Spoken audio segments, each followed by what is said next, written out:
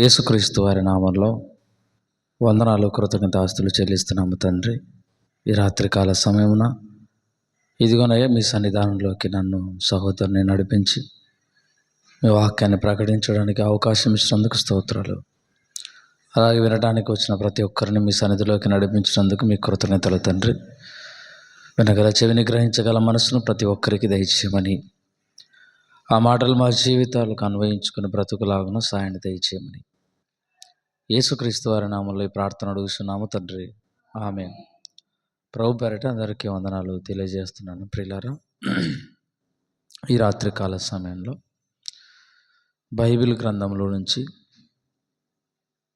కొన్ని అమూల్యమైన మాటలు, విలువైన మాటలను కాసేపు ధ్యానించుకుందాం. కనుక ప్రతి ఒక్కరూ శ్రద్ధగా మీ మనస్సులను దేవుడి వాక్యం మీద కేంద్రీకరించాలని ప్రభు పేరట మనవి చేస్తున్నాం. ఎక్కువసేపు ఏమి చెప్పమ్మా, కొద్దిసేపు 20 లేదా 25 నిమిషాలు లేదా 30 నిమిషాలు, ఆ కొద్ది నిమిషాలు మీ మనస్సు అంతా దేవుడి వాక్యం మీద పెట్టాలని మనవి చేస్తున్నాను. ప్రియులారా, పరలోకంలో ఉన్న దేవుడు పవిత్రుడిగా, పరిశుద్ధుడిగా, దీర్ఘశాంతుడిగా, దయ కలిగిన వాడిగా, కరుణ కలిగిన వాడిగా ఈ భూమి మీద ఉన్న ప్రతి మనిషిని నడిపిస్తూ, ప్రతి మనిషికి కావలసినవన్నీ అందిస్తూ, పోషిస్తూ ఉన్నాడు దేవుడు. బైబిల్లో మనం ఆలోచిస్తే ఒక మనిషికి చేసినట్టుగా దేవుడు ఇశ్రాయేలీలకు కూడా చేశాడు. ఇశ్రాయేలీలో ఆయన గొప్పతనాన్ని తమ కళ్ళారా చూసి ఆయన్ను పొగడేటప్పుడేమో పొగిడినారు, కష్టం రాగానే ఆయన్ను దూషించి పాపంలో పడిపోయారు. మరి దేవుడు ఇశ్రాయేలీల నడిపిస్తూ ఉన్నప్పుడు ఎన్ని గొప్ప కార్యక్రమాలు చేశాడో అది మనకు తెలుసు. అలాగే తమ కళ్ళతో వాటన్నిటిని చూసి దేవుడు ఇంత గొప్పవాడా అని అనుకున్న వాళ్ళు కూడా ఇశ్రాయేలీలు ఉన్నారు. దేవుడు అనేక మంది శత్రువులను వారి నుంచి వెళ్ళగొట్టడం, ఎర్ర సముద్రాన్ని పాయలుగా చేయటం, చేదుగా ఉన్న ఆ నీళ్లను, పనికిరానివిగా ఉన్న నీళ్లను మధురముగా చేయటము, ఇలా చాలా గొప్ప కార్యక్రమాలు ఇశ్రాయేలీయుల కళ్ళ ఎదుట చేశాడు దేవుడు. ఎందుకు చేశాడు అంటే వాటిని చూసి తన్ను గుర్తిస్తారని, వాటినైనా నేను చేస్తున్నాను, ఈయనే నిజమైన దేవుడు అని తెలుసుకొని నన్ను హత్తుకొని ఉంటారన్న ఆలోచనతో దేవుడు అన్ని అద్భుత కార్యాలు ఇశ్రాయేలీల కళ్ళ ముందు చేశాడు. ప్రేమైన దేవుడు అట్లా. మరి కళ్ళంతో చూసిన ఆయన సూచక్రియలను, మహత్కార్యములు అన్నిటినీ కూడా ఇశ్రాయేలీలు ఒక చిన్న కష్టం రాగానే మర్చిపోయారు. దేవుడు ఇశ్రాయేలీల కన్నుల ఎదుట ఎన్నో అద్భుత కార్యాలు, ఆశ్చర్య కార్యాలు చేస్తే ఒక చిన్న కష్టం రాగానే వాటిని మర్చిపోయారు. ఒక చిన్న పాపము వాళ్ళ కళ్ళ ముందుకు రాగానే దేవుణ్ణే పక్కన పెట్టి ఆ పాపము దగ్గరికి వెళ్ళి దాన్ని స్నేహించి కౌగిలించుకొని పరలోకములో ఉన్న తండ్రిని ఏం చేశారు? ఇశ్రాయేలు పక్కన పెట్టారు. ఈరోజు క్రైస్తవుడు కూడా అలాగే ఉన్నాడు. చూడండి, పరిశుద్ధంగా పవిత్రంగా బ్రతకాలని బాప్తీసం తీసుకుంటాం. అలా మన ఆత్మీయ జీవితంలో పోతూ ఉన్నప్పుడు ఒక చిన్న పాపం మన కళ్ళ ముందుకు రాగానే దాని వైపుకు మన కళ్ళు, దాని వైపుకు మన మనస్సు పోయి పరలోకంలో ఉన్న దేవుడి బాప్తిస్మాన్ని, దేవుణ్ణి మనము మరిచిపోయి బ్రతుకుతున్నామండి. అలా బ్రతకలేదా చెప్పండి? ఆనాడు ఇశ్రాయేలీలు బతికినట్టుగా అన్ని అద్భుత కార్యాలు చూసి కూడా వాళ్ళు ఒక చిన్న పాపము కళ్ళ ముందుకు రాగానే వాళ్ళు ఏం చేశారు? దేవుణ్ణి మరిచిపోయారు. ప్రేమైన దేవుడు అన్నారు, నన్నే మీరు ఘనపరచాలి, నన్నే ఆరాధించాలి, నాకు మాత్రమే భయపడాలి, ఆ ఘనత నాకే రావాలని దేవుడు అనుకున్నాడు. ఒరే, నన్ను విడిచి మీరు పక్కకెళితే మీ జీవితాలన్నీ పాడైపోతాయని చెప్పాడు. కానీ ఇశ్రాయేలీలు ఏం చేశారు? సజీవుడైన దేవుణ్ణి విడిచి నిర్జీవమైన వాటి వైపుకు వెళ్ళిపోయారు. ప్రేమైన దేవుడు అల్లరా, ఈరోజు దేవుడు కూడా మనతో అదే మాట్లాడుతున్నాడు. సజీవుడైన నన్ను మీరు విడిచి పక్కకి వెళ్ళిపోతారా?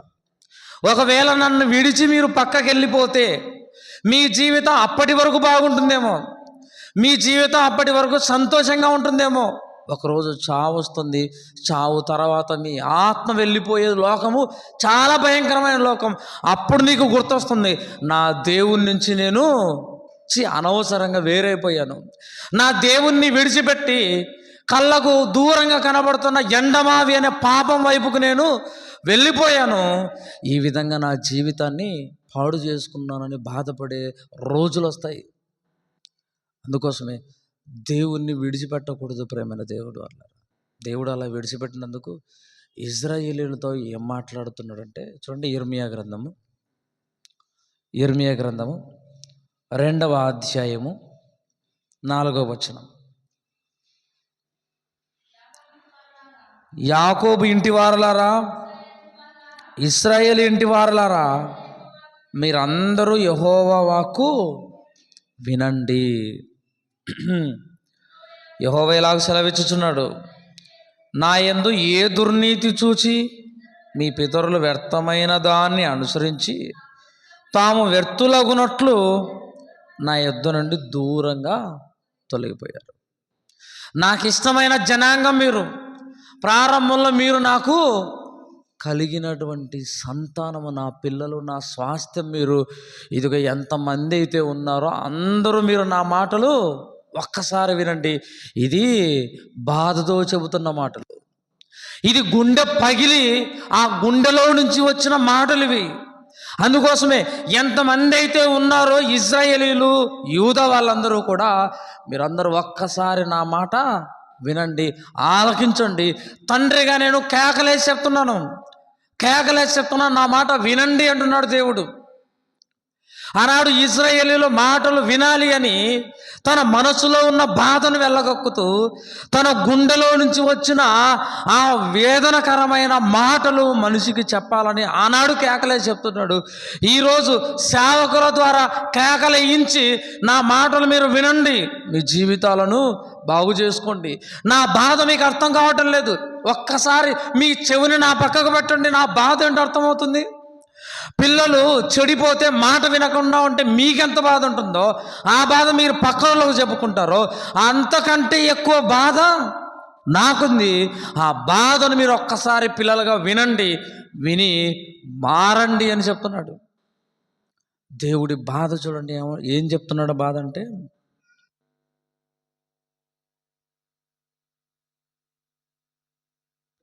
నా యందు ఏ దుర్నీతి చూచి మీ పితరులు వ్యర్థమైన దాన్ని అనుసరించారు. నేను ఎంత పరిశుద్ధున్నో మీకు తెలుసు. ఆ పరిశుద్ధత కలిగి ఉంటే మిమ్మల్ని ఎక్కడికి తీసుకెళ్తానో మీకు తెలుసు, ఎంత గొప్ప స్థాయిలో నిలబెడతానో మీకు తెలుసు, నాలో ఏ కల్మషము లేదని మీకు తెలుసు. అలాంటి మీరు నన్ను విడిచిపెట్టి నాలో ఏదో లోపం ఉందో అన్నట్టుగా మీరు ఎక్కడికి వెళ్ళిపోయారు? పక్కకి వెళ్ళిపోతున్నారు. ఇది మీకు న్యాయమేనా అని అడుగుతున్నాడు. చూడండి, ఒకవేళ నేను పనికిరాని వాడిని అయితే, నాలో తప్పు ఉంటే, నేను ఏదో పాపము చేసి ఉంటే మీరు నన్ను విడిచిపోయి ఉంటే అది న్యాయంగా ఉండేందు. నాలో ఏ తప్పు లేదు, మీలో తప్పు పెట్టుకున్నారు, మీరు పాపాలు చేస్తున్నారు, మీ ఇష్టంగా మీరు బతుకుతున్నారు నన్ను విడిచిపోయి.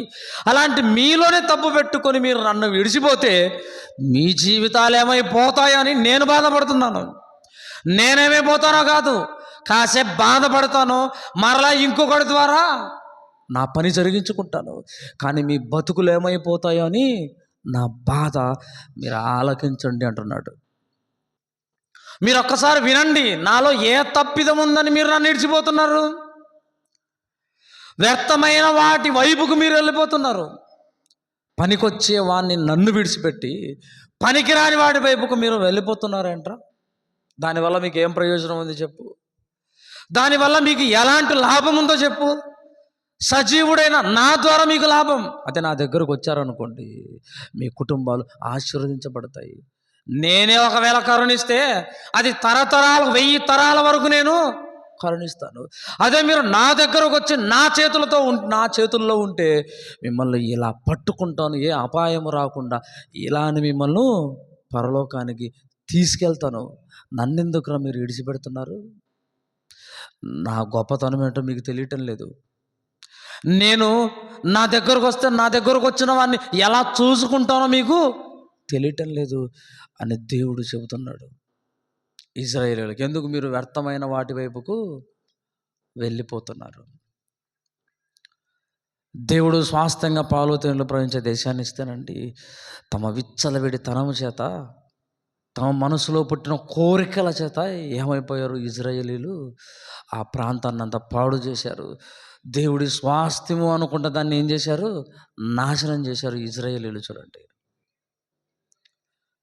దేవుడు స్వాస్థ్యముగా పాలు తేనెలు ప్రవహించే దేశాన్ని ఇశ్రాయేలీలకు ఇస్తే, తమ మనసులో పుట్టిన కోరికలలో ఉన్న ప్రతిదీ కూడా వాళ్ళు ఏం చేశారో నెరవేర్చుకొని పాపం చేసినట్టుగా ఈరోజు మనిషి దేవుడి శరీరాన్ని ఇస్తే ఈ శరీరంలో పుట్టిన ప్రతి కోరికను అణుచుకోలేక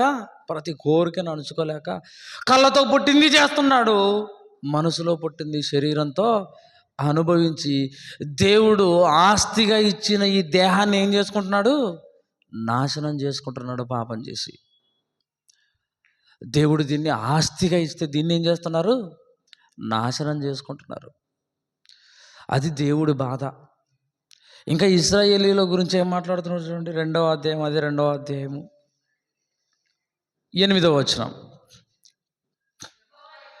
యెహోవా ఎక్కడ ఉన్నాడని యాజకులు అడుగరు, ధర్మశాస్త్రోపదేశకులను ఎరుగరు, ఏలికలను నా మీద తిరుగుబాటు చేయుదురు.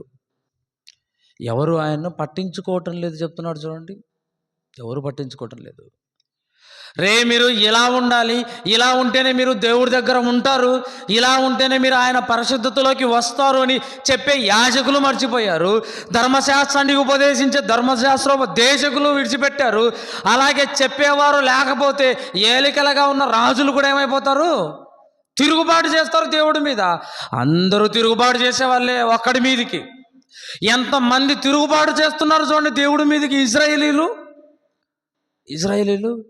పాపం చెయ్యకూడదురా, పాపాన్ని చెయ్యటం వల్ల దేవుడు బాధపడతాడు, మీ జీవితాలే పోతాయని యాజకులు చెప్పడానికి వాళ్ళు మర్చిపోయారు. ధర్మశాస్త్రంలో ఉన్న మాటలు చెప్పి ఈ మాటలు ఇలా రాయబడ్డాయి, ఇవి విని మారండి అని చెప్పడానికి వాళ్ళు మర్చిపోయారు. అలాగే ఏలికలుగా ఉన్నవారు కూడా దేవుడి మీద తిరుగుబాటు చేస్తున్నారు. ఎంతమంది చేస్తున్నారండి ఒక్కడి మీదికి తిరుగుబాటు? చూడండి, ఒక్కడి మీదికి. ఈరోజు అందరూ ఉన్న మనం ఏం చేస్తున్నాం? చెప్పే వాళ్ళని తిరుగుబాటు చేస్తున్నాం. ఆ రోజు యాజకులు మర్చిపోయారు, ధర్మశాస్త్రోపదేశకులు మర్చిపోయారు, వాళ్ళే సరిగా మర్చిపోయారు. కాబట్టి ఏలికల వాళ్ళు కూడా దేవుడి మీదకి తిరుగుబాటు చేస్తున్నారు. చూడండి, ఈనాడు మనకు చెప్పేవాళ్ళు ఉన్నా మనం మాట వినకుండా దేవుడి మీద తిరుగుబాటు చేస్తున్నాం. ఈరోజు మనకు మంచి మార్గం ఏంటో చెప్పేవాళ్ళు ఉన్నారు, మంచి మాటలు ఎలా మాట్లాడాలో చెప్పేవాళ్ళు ఉన్నారు. ఇలా అందరూ ఉన్నా మనం దేవుడిని ఏం చేస్తున్నాం? ఇడిచిపెడుతున్నాం, దేవుడి మీదకే తిరుగుబాటు చేస్తున్నాం. ఆనాడు ఇశ్రాయేలీలు యాజకులు మర్చిపోయారు, ధర్మశాస్త్రాన్ని ఉపదేశించే వాళ్ళు దేవుణ్ణి మర్చిపోయారు, చివరికి పరిపాలించే వాళ్ళు కూడా దేవుణ్ణి మర్చిపోయారు. చెప్పేవాళ్ళు ఎవరూ లేరు, అందరూ ఏకంగా తిరుగుబాటును చేస్తున్నారు.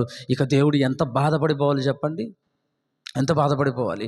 ఒక కొడుకు, 2 కొడుకులు, 3 కొడుకులే తల్లిదండ్రుల మాట వినకుండా తిరగబడితే ఆ తల్లిదండ్రులు ఎంత బాధపడిపోతారో అంతకంటే ఎక్కువ బాధ దేవుడికి. ఎందుకంటే మొత్తం అందరూ మర్చిపోయారు. మంచిని చెప్పేవాడే మర్చిపోయాడండి. మంచిని చెప్పి సరైన మార్గంలో పెట్టేవాడే దేవుణ్ణి మర్చిపోయాడు. ఏలికలుగా ఉన్న పరిపాలించే రాజులే మర్చిపోయారు. ఇక దేవుడి గురించి ఆలోచించేది ఎవరు? దేవుడి గురించి పట్టించుకునేది ఎవరు? అందుకోసమే దేవుడికి బాధ. తిరుగుబాటు చేస్తున్నారు అందరూ. అలా చేసి ఏం చేస్తున్నారు చూడండి, ప్రవక్తలు బయలుపేరట ప్రవచనములు చెప్పెదరు, నిష్ప్రయోజనములైన వాటిని అనుసరింతురు. మొత్తం అందరూ దేన్ని అనుసరిస్తున్నారు? పనికిరాని వాటిని, నిష్ప్రయోజనమైన వాటిని అనుసరిస్తున్నారు. అవే కావాలంటున్నారు. ఆ నిష్ప్రయోజనమైనది ఎంతసేపు ఉంటుంది? ఏం లాభం చెప్పు దానివల్ల? దేవుడు ప్రయోజనకారిగా ఉంటే, దేవుడి ద్వారా ఉపయోగాలు, లాభాలు మనకున్నప్పుడు ప్రజలందరూ కూడా నిష్ప్రయోజనమైన వాటి వైపుకి వెళ్ళిపోతున్నారు. ప్రజలందరూ పనికిరాని వాటి వైపుకి వెళ్ళిపోతున్నారు. నువ్వు ఒక వ్యభిచారం చేస్తావయ్యా, వ్యభిచారం చేసి చేసి రోగాన్ని తెచ్చుకున్నావు, దానివల్ల నీకేం ప్రయోజనం ఉంది? అది ప్రయోజనం లేనిది. ఒక అబద్ధం ఆడుతున్నావు, అది ప్రయోజనం లేనిది. దాని ద్వారా నువ్వు పాపాన్ని మూటగట్టుకుంటావు. ఒక ధనాపేక్ష, దానివల్ల ఏం ప్రయోజనం నీకు చెప్పు? ఏం ప్రయోజనం? ఆ ధనాన్ని ఆపేక్షించి చాలామంది తామే పొడుచుకొని పోయారు. ఏం లాభం ఉంది నీకు ధనాపేక్ష వల్ల? అవన్నీ పనికిరానివి. పనికొచ్చేవాడిని నా దగ్గరికి రండి, మీకేం కావాలో నేను ఇస్తాను. ఎందుకర్రా మీరు పనికిరాని వాటికి వెళ్ళిపోయి నిష్ప్రయోజనమైన వారిగా మీరు మిగిలిపోతారు? దేవుడి దగ్గర ఉంటే విలువ, దేవుడి పనిలో ఉంటే విలువ. దేవుణ్ణి విడిచిపెట్టి పోయావంటే నువ్వు విలువలేని వాడిగా మారిపోతావు. ఒక బిలాము దేవుడిని విడిచిపెట్టి పోయాడు కాబట్టి విలువలేని వాడిగా మిగిలిపోయాడు. ఒక సౌలు గారు దేవుణ్ణి పక్కన పెట్టాడు కాబట్టి పనికిరాని వాడిగా మిగిలిపోయాడు. ఒక దేమ ఇహలోకాన్ని క్షేహించాడు కాబట్టి పనికిరాని వాడిగా మారిపోయాడు. ఇలా బైబిల్లో ఉన్న చాలామంది దేవుణ్ణి హత్తుకోకుండా ఇడిచిపెట్టారు కాబట్టి విలువ లేని వారిగా, నిష్ప్రయోజనమైన వారిగా వాళ్ళు మారిపోయారు. చూడండి, అలాగే మన జీవితాలు కూడా మనము దేవుణ్ణి విడిచిపెట్టామనుకోండి, మన విలువ అమాంతం పడిపోతుంది. ప్రేమైన దేవుడు అన్నారా, డాక్టర్ కేఏ పాల్ అయినా మీకు తెలుసు. ఒకసారి ఆయన అమెరికాలో మీటింగ్ పెడితే కొన్ని లక్షలు, అసలు ప్రపంచ రికార్డు ఆయన్ను 8వ వింత అంటారు. ఎన్నో యుద్ధాలను ఆపేశాడు ఆయన. దేశ అధ్యక్షులే ఆయన కోసము క్యూ కట్టి ఉండేవాళ్ళు. దేవుడి వాక్యాన్ని ప్రకటిస్తుంటే ఎన్ని లక్షల మంది వచ్చేవాళ్ళు. అలాంటి ఆయన దేవుణ్ణి విడిచిపెట్టి ఏమైపోయాడు? ఈరోజు పనికిరాని వాడిగా మారిపోయాడు. ఈరోజు నిరర్థకమైనవి చేసుకుంటూ పనికొచ్చే దేవుణ్ణి పక్కన పెట్టాడు. ఇలాంటి వాళ్ళు ఎంతమంది ఉన్నారు చెప్పండి? ఒక్కసారి అంత ఎత్తులో ఉన్న ఆయన ఘనత, ఆయన గొప్పతనము దేవుణ్ణి విడిచిపెట్టడం వల్ల ఏమైపోయింది? పాతాళంలోకి వెళ్ళిపోయింది. ప్రేమైన దేవుడు వాళ్ళారా, మన జీవితాలు కూడా అంతే. దేవుడు నేను గొప్పగా ఉన్నానులే అనుకుంటాం. ప్రార్థన నాకంటే ఎవరు చేయలేరు అనుకుంటాం. వాక్యం చెప్పినట్టు ఎవరు చెప్పలేరు అనుకుంటాం. నేను చెప్పినట్టు పాటలు పాడినట్టు ఎవరు పాడలేరు అనుకుంటాం. నేను సంఘంలో పరిచర్య చేసినట్టు ఎవరు చేయలేరు అనుకుంటాం. ఇలా నువ్వు ఆనందంతో ఉప్పొంగిపోతున్న నీ జీవితంలో చిన్నది వచ్చింది అనుకోండి, నువ్వు దేవుణ్ణి విడిచిపెట్టావా? అసలు కసువు దబ్బటానికి కూడా మనము పనికిరాం. ఇక్కడ ఒక పాట పాడటానికి కూడా పనికిరాం. ప్రేమైన దేవుడు వాళ్ళారా, దేవుణ్ణి విడిచిపెట్టే నిష్ప్రయోజనమైన వాటి వైపుకు వెళ్ళిపోతే మన జీవితాలు అలానే ఉంటాయండి. దేవుణ్ణి హత్తుకొని ఉంటూ, అది చిన్న పాపమా పెద్ద పాపమా నీ దగ్గరకు వచ్చినప్పుడు చెయ్యకుండా ఒక రాయిలాగా నువ్వు ఉండిపోయావా? ఒక యోసేపు గారిలాగా, ఇదిగో ఐగుప్తు ప్రధానిని చేసినట్టుగా దేవుడు నిన్ను గొప్పగా నిలబెడతాడు. ఒక స్వర్గం లాంటి ఆ దేశానికి ప్రధాని చేసినట్టుగా నువ్వు దేవుణ్ణి హత్తుకొని ఉంటే, మానవత్వాన్ని, దైవత్వాన్ని కలిగి ఉంటూ నీ జీవితాన్ని నువ్వు గడిపితే దేవుడు నిన్ను అక్కడ ఎత్తి చూపిస్తాడు. ప్రేమైన దేవుడు వాళ్ళారా, దేవుడితో ఉంటే ఆయన ఒక స్తంభంగా నిలబెడతాడు. ఇడు భూమి మీద నాతో నిలబడినవాడు, నాతో ఉన్నవాడు, ఏది వాడి దగ్గరకు వచ్చినవాడు పనికి రానివని విసర్జించాడు. పనికొచ్చేవాడిగా నన్ను స్వీకరించేవాడు బతికాడు. కాబట్టి ఇదిగో పరదేశంలో ఒక స్తంభముగా వాడిని నిలబెడతాను. అందరూ వాడిని చూస్తారు, అబ్బో వీడు దేవుడి కోసం నిలబడినవాడు, భూమి మీద ఎంత గొప్పగా బతికితే ఈయన ఒక స్తంభంగా నిలబెడతాడు అని అందరూ చూసి ఆశ్చర్యపోతారు. ప్రేమైన దేవుడు వాళ్ళ, అది విలువ. అది నువ్వు దేవుడిని విడిచిపెట్టిపోతే ఏముంటుంది చెప్పండి? ఏముంటుంది? ఇంకా ఏం చెప్తున్నాడు చూడండి, 11 10 కిత్తీయుల ద్వీపములకు పోయి చూడుడి, కేదారునకు దూతలను పంపి బాగుగా విచారించి తెలుసుకునుడి, మీలో జరిగిన ప్రకారం ఎక్కడైనా జరిగిందా? ఇదో కిత్తీయుల ద్వీపాలకు మీరు పోయి చూడండి. కేదారును ఆ ప్రాంతాలకు వెళ్ళి మీరు చూడండి. మీలో జరిగినటువంటి పనికిరాని దుష్కార్యాలు, దుర్మార్గాలు అక్కడ జరగలేదు. అక్కడ జరిగాయేమో మీరు కనుక్కోండి. ఎంత దుర్మార్గులుగా మారిపోయారో, ఎంత దుస్తులుగా మారిపోయారో, మీ జీవితాలను మీ ఇష్టానుసారంగా బతికి ఎలా పాడు చేసుకుంటున్నారు. ఒకసారి అక్కడికి వెళ్ళి చూడండి వాళ్ళ జీవితాలు ఎలా ఉన్నాయో. మీకంటే వాళ్ళ జీవితాలే మీరు దేవుని పిల్లలుగా చెప్పుకుంటూ మీ బ్రతుకులను పాడు చేసుకుంటున్నారు. కానీ వాళ్ళు చూడు ఎంత బాగున్నారో. ఒకసారి అక్కడికి వెళ్ళి మీరు కనుక్కోండి, ఏమైనా పాపాలు జరిగాయేమో, ఇలాంటి క్రూరమైనవి దుశ్చర్యలు జరిగాయేమో. ఒకసారి అక్కడికి వెళ్ళి కనుక్కోండి. దేవుడు అంటున్నమాట, ఎంత కోపం బాధ వచ్చిందండి దేవుడికి. నేను ఏర్పాటు చేసుకున్న పిల్లల వీళ్ళు, నేను ఏర్పాటు చేసుకున్న పిల్లల ఇజ్రాయేలీలు. మరి నేను ఏర్పాటు చేసుకున్న పిల్లలైతే నా లక్షణాలు ఉండాలి కదా, నా స్వభావం ఉండాలి కదా. ఏవి ఒక్కటి కనపడదే, అన్నీ నాకు వ్యతిరేకమైనవే కనపడుతున్నాయి. వీళ్ళ నా పిల్లలు. ఒకసారి వాళ్ళ దేశంలోకి వెళ్ళి చూస్తే ఇలాంటివి జరగలేదు, ఇన్నే జరుగుతున్నాయి అంటే నా పిల్లల వీళ్ళని దేవుడు బాధపడిపోతున్నాడు. నేను ఎందుకు కన్నానరా బాబు వీళ్ళను, భూమి మీద ఎందుకు చేశానరా బాబు అని దేవుడు వేదన పడిపోతున్నాడు. ప్రేమైన దేవుడు వాళ్ళ వేదన పడుతున్నాడు. అక్కడికి వెళ్ళి మీరు కనుక్కోండి అంటే అక్కడ జరగలేదు, ఇక్కడ జరుగుతున్నాయి అంటే దేవుడికి ఎంత బాధ చూడండి, ఎంత బాధ. ఇంకేం చెప్తున్నాడు చూడండి కింద. దైవత్వము లేని తమ దేవతలను ఏ జనమైనను ఎప్పుడైనాను మార్చుకొనునా. ఒరే మీకంటే విగ్రహారాధన చేస్తున్నారు చూసారా, వాళ్ళు మేలు అంటున్నాడు చూడండి ఇక్కడ. ఒరే మీకంటే వాళ్ళే మేలు.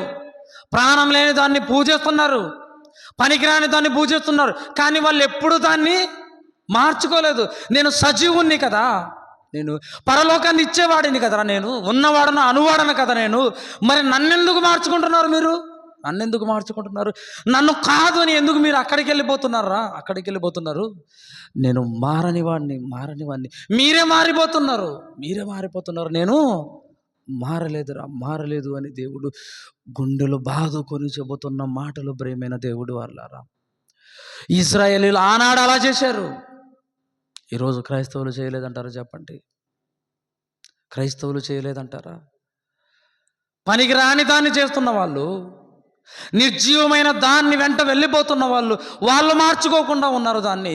కానీ ఈరోజు క్రైస్తవులు పాపాన్ని చేసుకుంటూ దేవుణ్ణి పక్కన పెట్టి దేవుడు కాని వాటి వైపుకు వెళ్ళిపోతున్నారు. పాపము కావాలని పరిగెడుతున్నారు, శరీర కార్యక్రమాల్లో మునిగిపోతున్నారు, శరీర కోరికలను తీర్చుకుంటున్నారు, ఆత్మఫలాలను పక్కన పెట్టేశారు. ప్రియమైన దేవుడు వాళ్ళారా, మార్చేసుకుంటున్నారండి దేవుణ్ణి.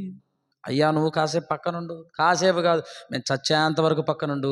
ఇదిగో మాకు ఇది కావాలి, ఈ పాపం కావాలి, ఈ కోరిక కావాలి, ఈ ఇచ్చ కావాలి అని వాటిని తెచ్చేసి పెట్టుకుంటున్నారు. దేవుణ్ణి పక్కన పెట్టి మార్చేశారు. దేవుడి బాధ చూడండి, ఎంత బాధపడిపోతున్నాడో. అన్ని క్వశ్చన్ మార్క్ ప్రశ్నలు అడుగుతూనే ఉన్నాడు. ఇంకా చూడండి, ఇంకా 13వ వచనం. నా జనులు 2 నేరాలు చేసి ఉన్నారు. ఇశ్రాయేలీలు 2 తప్పులు చేశారని చెప్తున్నాడు. నా ప్రజలందరూ 2 తప్పులు చేశారు. కానీ ఈరోజు క్రైస్తవులు ఎన్ని తప్పులు చేస్తున్నారు చూడండి, ఎన్ని తప్పులు చేస్తున్నారు అది లెక్కలేదు. వాళ్ళు బతుకు దినాలన్నింటిలో విచ్చలవిడిగా రోజుకు ఎన్ని పాపాలు చేస్తున్నారండి, ఎన్ని తప్పులు చేస్తున్నారండి, అది లెక్క కట్టగలమా మనం? చెప్పండి, లెక్క కట్టగలమా? ఈరోజు నేను ఒక 200 తప్పులు చేశానని చెప్పగలమా? చెప్పండి, లెక్క కట్టలేము. మనం చావు జరిగేంత వరకు ఎన్ని తప్పులు చేశాం. ప్రియమైన దేవుడు వారలారా, ఇశ్రాయేలు 2 తప్పులు చేసినందుకే దేవుడి కోపం, బాధ కట్టలు తెంచుకుంటుంది. ఈరోజు మనం ఇన్ని తప్పులు చేస్తే ఇక దేవుడి బాధ ఎంత ఉంటుంది, దేవుడి కోపం ఎంత ఉంటుంది చూడండి. ఎన్ని తప్పులు, లెక్కలేనన్ని తప్పులు, వేళ్ళ మీద లెక్క పెట్టలేం మనం. నా ప్రజలు 2 తప్పులు చేశారు. ఒకటి ఏంటంటే, జీవజలముల ఊటనైన నన్ను విడిచి పక్కకు పోయినారు. జీవజలపు ఊటలను విడిచి పక్కకి వెళ్ళారు. ఎడారిలో నిన్ను స్నేహించేవాడిని నేనేరా బాబు, నేనే. దూరంగా కనబడుతున్న ఎండమావులు కాదు, దూరంగా కనబడుతున్న అపవాది శక్తులు కాదు, అపవాది కోరికలు కాదు, అపవాది ఇచ్చలు కాదు. ఎడారిలో నిన్ను స్నేహించి జీవజల నీటి బుగ్గలను పారించేవాడిని నేను. అలాంటి నన్ను మీరు ఎలా మర్చిపోయారు? ఎలా మీరు పక్కన పెట్టి పాపం చేశారు? దేవుడు అంటున్నాడు ఈరోజు మనం కూడా రండి, జీవజలమైన దేవుణ్ణి విడిచిపెట్టి జీవజలము కాని వాటికి మనము పాకులాడుతున్నాం, వాటి వైపుకు వెళ్ళిపోతున్నాం. దేవుడు ఏమంటున్నాడు? జీవజలముల ఊటనైనా నన్ను పక్కన పెట్టారు. యేసుక్రీస్తు వారు అంటున్నారు, ఇదిగో నా మాటలు జీవజలము లాంటివి, ఇది ఎవరైతే తాగుతాడో వాడు ఎప్పుడు దప్పి కొనడు అంటున్నాడు. ఆయన దప్పి కొనడు అంటున్నప్పుడు ఈరోజు ఆ జీవజలాన్ని విడిచిపెట్టి ఎందుకండి దప్పిక తీరని వాటి వైపుకి వెళ్ళిపోతున్నారు? దప్పిక తీరని లోకంలో ఉన్న పాపంలోకి మనిషి పారిపోతున్నాడు, మునిగిపోతున్నాడు. ప్రేమైన దేవుడు అట్లారా, దప్పిగా ఉన్న ప్రాణాన్ని, ఆశకున్న ప్రాణాన్ని తృప్తిపరిచే దేవుడు అండి జీవజలాన్ని ఇచ్చి. ఈ జీవజలాన్ని నువ్వు తీసుకుంటే నువ్వు ఎప్పుడూ బతుకుతూనే ఉంటావురా. నా దగ్గర బతుకుతూనే ఉంటావు. నా కాళ్ళ దగ్గర అంటే నేను నిన్ను చూసుకుంటా. అబ్బా, నా కుమారుడు వచ్చాడు, నా కూతురు వచ్చింది, నా కుమారుడు వచ్చాడు అని ఆనందపడతాను నేను. అలా పడాలంటే నువ్వు జీవజలాన్ని తీసుకోవాలి, దాన్ని పక్కన పెట్టద్దు అని చెప్తున్నాడు. పక్కన పెట్టద్దు జీవజలాన్ని. అది ఎప్పుడు మనల్ని బతికించేది. ప్రేమైన దేవుడు అట్లారా, బతికించేది. ఒక చేప చూడండి, నీటిలో పోతూనే ఉంటుంది. ఎంత దూరమైనా, ఎన్ని కిలోమీటర్లైనా అది ప్రయాణం చేసుకుంటూనే పోతుంది. ప్రేమైన దేవుడు అట్లారా, కానీ ఆ నీటిలో నుంచి పక్కన పెడితే ఎలా గిలగిల కొట్టుకుంటుందో, ఈరోజు మనిషి దేవుడిలో ఉంటేనే నీ చావు వరకు నువ్వు ప్రయాణం చేయగలవు, ఎన్ని సంవత్సరాలైనా. ఒకవేళ దేవుణ్ణి విడిచిపెట్టావా, ఆ జీవజలాన్ని విడిచిపెట్టావా, ఇదిగో నువ్వు నీళ్లు కావాలి అని గిలగిల కొట్టుకొని నువ్వు చచ్చిపోయి నరకానికి పోతావు. నాకు నీళ్లు కావాలని ఒక చేప ఎలా గిలగిల కొట్టుకొని చచ్చిపోతుందో, నాకు వాక్యం కావాలి, దేవుడు కావాలి, సంఘం కావాలి, సహవాసం కావాలి అని పాపంలో నువ్వు గిలగిల కొట్టుకొని ఏమైపోతావు? చచ్చిపోయి నరకానికి పోతావు. పాపంలో ఉన్నప్పుడు నీకు ఇవేవి అర్థం కావు. దెబ్బ తిన్న తర్వాత అర్థమవుతుంది.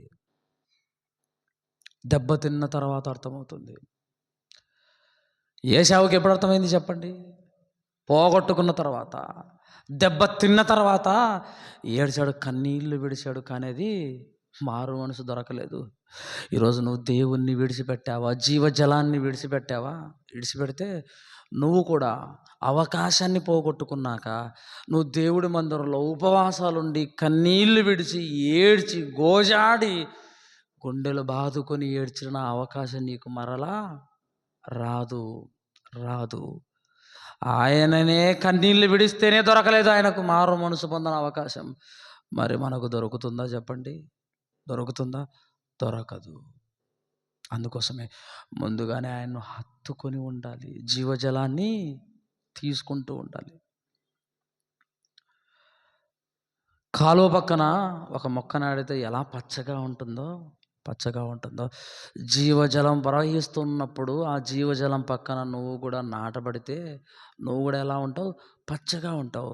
ఆ పచ్చగా ఉన్నది అందంగా కనబడుతుంది, పూత వస్తుంది, ఫలాలు కాస్తాయి, ఆ ఫలాలు తింటారు. మన జీవితం అలానే ఉండాలి, ఆత్మీయ జీవితం. నువ్వు జీవజలము ఊట వద్దనే నాటబడాలి. ఎల్లప్పుడూ దాని చెమ్మ నీకు తగులుతూ ఉండాలి, గట్టుపైన ఉన్న నీకు. ఆ పారేటువంటి జీవజలపు నది, ఆ జీవజలపు ఊట, ఆ చెమ్మ నీకు తగులుతున్నప్పుడు నీ వేర్లు ఏం పొందుకుంటాయి? బలాన్ని పొందుకొని దేవుడిలో స్థిరంగా నిలబడతావు. ఆ వేరు లోపలికి వెళ్ళిపోతుంది. అందుకోసమే ఇజ్రాయేలీయులు జీవజలమైన నన్ను విడిచిపెట్టారు. రెండోది చదవండి అక్కడ. రెండోది, తమ కొరకు తొట్లను అనగా బద్దలై నీళ్లు నిలవని నిలువని తొట్లను తొలగించుకున్నారు. ఏంటి తొట్లు అంటే ప్రజెంట్ అప్పటికప్పుటికి ఉన్న వాటిని మాత్రమే వాళ్ళు తొలుచుకున్నారు, తయారు చేసుకున్నారు తొట్లను. ఆ తొట్ల గురించి చెప్తూ ఇంకేమంటున్నాడు, అవి నిలవకుండా ఉన్న తొట్లు అని చెప్తున్నాడు అక్కడ. అంటే అవి పోయే తొట్లు అంటున్నాడు చూడండి. ఇజ్రాయేలులు జీవజలమైన దేవుణ్ణి విడిచిపెట్టి వాళ్ళు తమ కొరకు అప్పటికప్పుడు అప్పుడే ఉపయోగపడే తొట్లను తొలగించుకొని మాకు చాలు అనుకుంటున్నట్టుగా ఈరోజు క్రైస్తవులు కూడా జీవజలమైన దేవుణ్ణి విడిచిపెట్టుకొని దేని వెంట పరిగెడుతున్నారంటే దయ్యం వెంట, అపవాది వెంట పరిగెడుతున్నారు. వాడు ఏ పాపము చూపిస్తే ఇప్పుడు దొంగతనము అనే ఒక తొట్టిని తొలగించుకుంటున్నారు. ఆ దొంగతనంలో కాసేపు ఆనందపడుతున్నారు. ఇదిగో మోసము అనే తొట్టిని, లంచము అనే తొట్టిని తొలగించుకుంటున్నారు. ఆ తొట్టిలో వాళ్ళు ఆ కాసేపు ఆనందంగా ఉన్నారు. ఆ వ్యభిచారం అనే తొట్టిని తొలగించుకున్నారు. ఆ కొద్దిసేపు ఆనందంగా ఉన్నారు.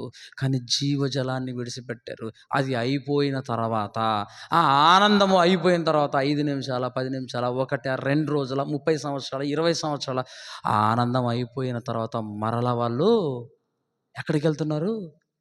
పాపములోనే కూరుకుపోతున్నారు. ఇక అయిపోయింది మా జీవితం అన్న ఆలోచన కూడా రావటం లేదు. అవి నిలువని తొట్లు.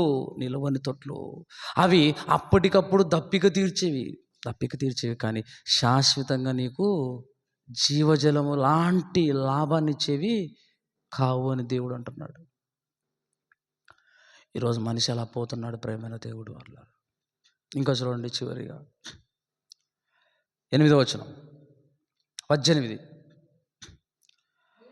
నీవు సీహోరు నీళ్ళు త్రాగుటకు ఐగుప్తు మార్గంలో నీకేం పని ఉన్నది? యూఫ్రటీసు నది నీళ్ళు త్రాగుటకు అష్షూరు మార్గంలో నీకేం పని ఉన్నది?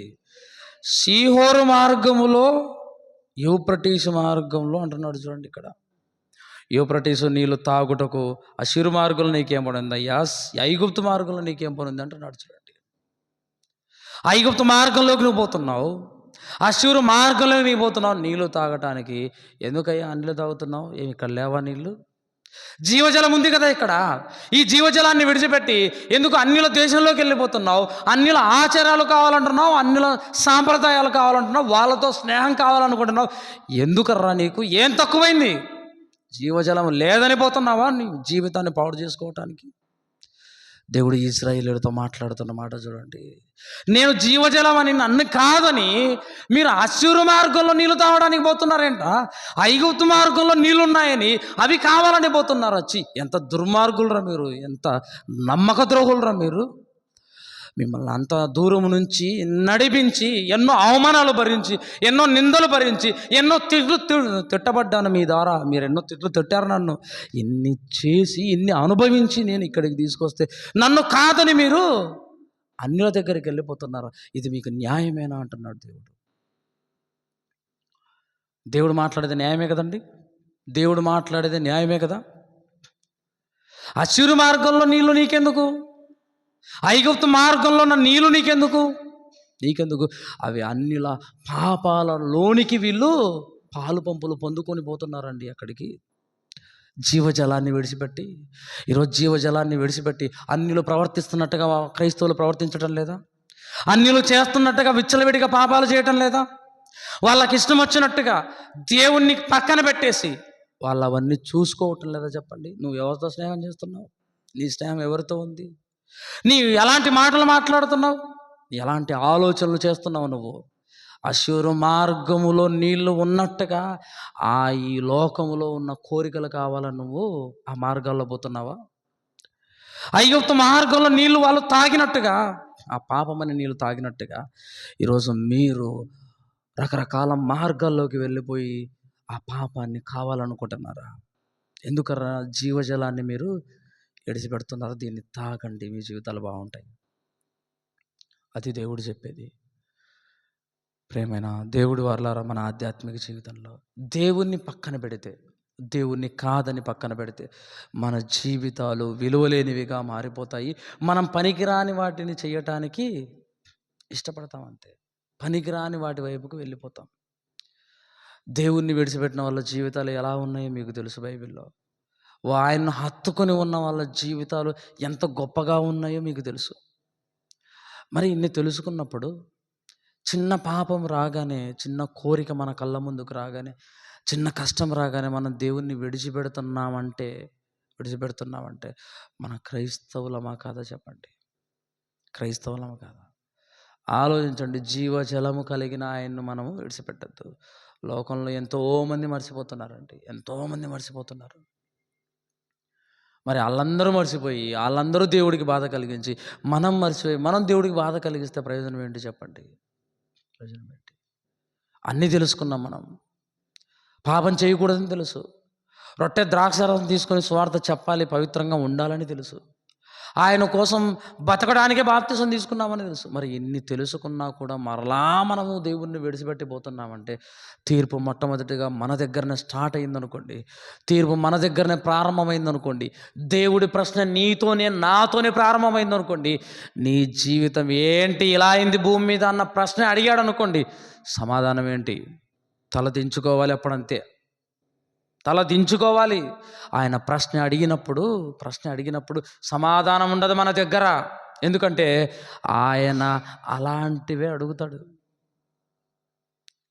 నీ జీవితం అంతా ఆయనకు తెలుసు. ఇంక నువ్వేం చెప్తావు అక్కడ?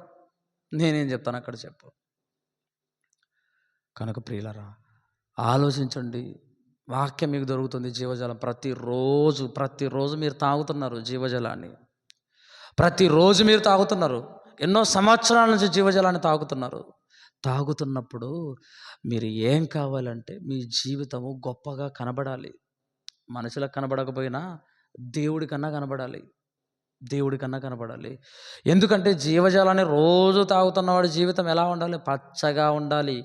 ఇక ఏది కనబడకూడదు. మరి జీవజలాన్ని ఎన్నో సంవత్సరాల నుంచి నువ్వు తీసుకుంటున్నా కూడా నీలో కనబడుతుందంటే ఆ జీవజలము కాదది. నువ్వు అప్పటికప్పుడు తొట్లు తొలిపించుకుని అందులో నువ్వు నీళ్ళు అప్పటికి దప్పిక తీరడం కోసం మాత్రమే తొలిపించుకున్నావని అర్థం. గుర్తుపెట్టుకోండి. కనుక వాక్యాన్ని విన్న వాక్యాన్ని పోనిచ్చుకోకుండా జాగ్రత్తగా మనసులో పెట్టుకోండి. గొప్పగా బతకండి. దేవుడు తన వాక్యం దీవించును గాక. ఆమేన్. ప్రార్థన చేసుకుందాం. మన మధ్యలో దైవజనులు ప్రార్థన చేస్తారు.